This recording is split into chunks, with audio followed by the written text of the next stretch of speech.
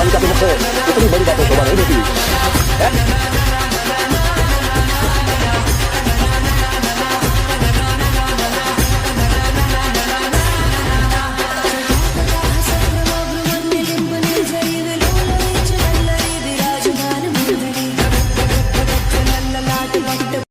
அம்மம்மா பூஞ்சிரிப்புல புல்லரிக்குதம்மா, அம்மா கண்ணில் தெரியுதே வீரதீபம், அவ சங்கு கழுத்துதான்